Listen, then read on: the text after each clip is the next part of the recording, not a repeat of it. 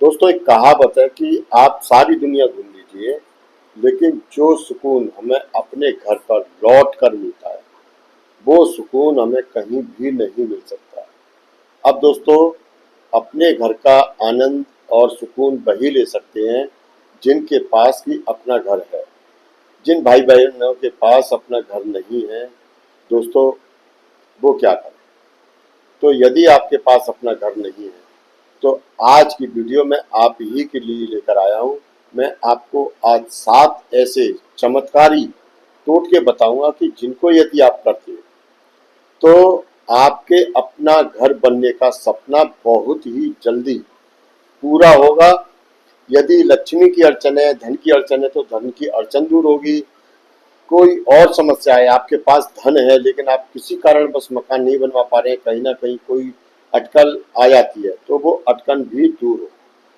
तो दोस्तों सबसे पहला जो टोटका है वो तरीका है, आप इसको ध्यान से सुनिए। आपके आसपास में कोई भी मंदिर बन रहा हो किसी भी प्रकार का, तो आप उस मंदिर में कुछ ईंटों का दान कीजिए। भले आपकी आर्थिक स्थिति अच्छी नहीं हो, आप 10-20 हजार ईंटों का दान नहीं कर सके तो 100 ईंटों का दान कर दीजिए। कम से कम 11 ईंटों का दान तो आप कर ही दीजिए। इससे सारे देवी देवता प्रसन्न होते हैं। हमारे घर बनने के रास्ते में जो अड़चनें होती है वो दूर होती है। अब दोस्तों दूसरा तरीका, आप जहां भी रहते हो वहां पर एक छोटा सा पक्षी का घोंसला बना दीजिए चिड़ियों के लिए।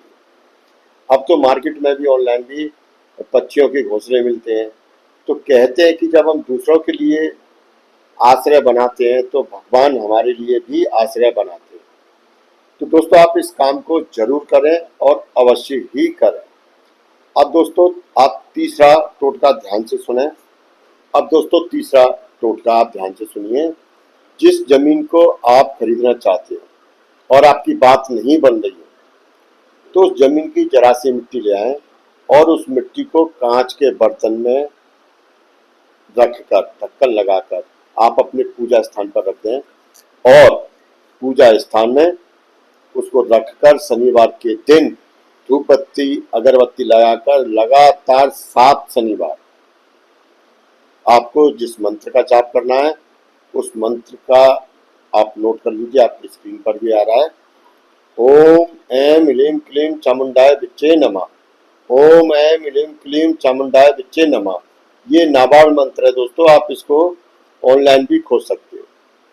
और जब ये 7 शनिवार आपके हो जाएं तो आप इस मिट्टी को किसी बहते हुए जल में आप प्रवाहित कर दें। ऐसा करने से दोस्तों माता काली, माता दुर्गा प्रसन्न होती है और हमको अपना मकान बनाने का आशीर्वाद देती है। अब दोस्तों एक मैं आपको बेहद ही चमत्कारी टोटका बता रहा हूँ, चौथे नंबर का। सफेद गाय को या उसके बछड़े को गुरुवार वाले दिन आप मसूर की दाल खिलाएं। उस दाल को रात को गला दें, पानी में भिगो दें और सुबह अपनी हथेलियों में लेकर उस दाल को आप गाय को या उसके बछड़े को खिलाएं। जब हथेलियों को गाय अपनी जीभ से चाटेगी या उसका बछड़ा चाटेगा तो दोस्तों हमारे तरक्की के सारे रास्ते खुलते हैं। हमारा जो बंद भाग्य है वो भाग्य हमारा जागता है। यदि भाग्य सोया हुआ है तो हमारा भाग्य दोस्तों जागता है। अब दोस्तों 5वें नंबर का जो उपाय मैं आपको बता रहा हूँ, आप उस उपाय को ध्यान से सुनिए।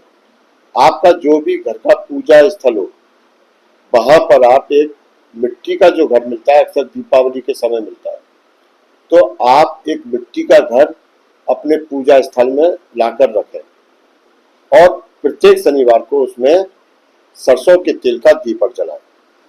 और इसकी जो बाहरी दीवारें दोस्तों, उन दीवारों को आप अपने हाथों से कुछ चमकीली पन्नी झालर वगैरह से आप इसको सजाएं। अब दोस्तों इससे होता क्या है कि ऐसे प्रयास करने से गणेश महाराज प्रसन्न होते हैं।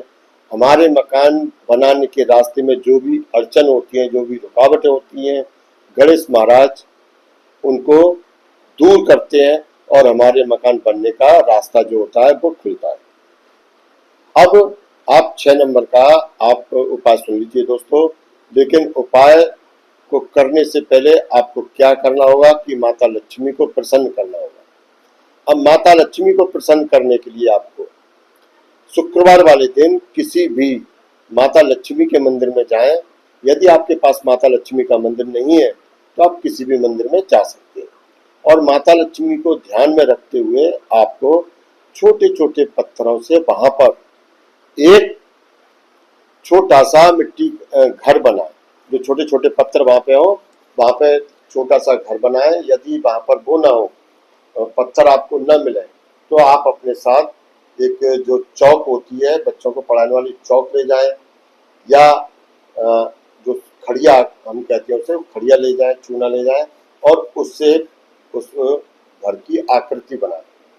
और दोस्तों वहीं पर बैठकर माता लक्ष्मी का ध्यान करते हुए आप माता लक्ष्मी से प्रार्थना करें, हे माता लक्ष्मी, कृपया आप मुझे भी एक ऐसा छोटा सा सुंदर सा घर बनाने में मेरी सहायता करें। मुझसे जो भी भूल चूक हो गई हो, जैसी भी मेरी भूल चूक हो गई हो, वो मेरी सभी भूल चूक को आप क्षमा करें। अब दोस्तों 7वें उपाय को आप ध्यान से सुन लीजिए, लेकिन उस उपाय को सुनने से पहले आपको भगवान को प्रसन्न करना होगा, और भगवान प्रसन्न होंगे जय श्री राम के नाम से।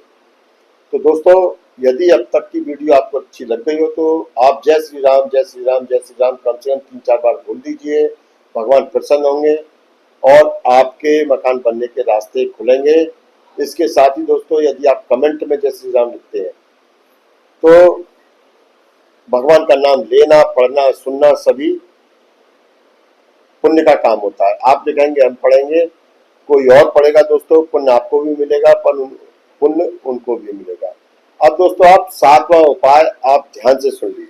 शनिवार के दिन आप दूध में भिगोकर रोटी कौओं को खिलाएं। इस उपाय से हमारे पितृदेव प्रसन्न होते हैं, और दोस्तों जब पितृदेव प्रसन्न होते हैं तो हमारे जीवन के सारे बंद रास्ते खुलते हैं।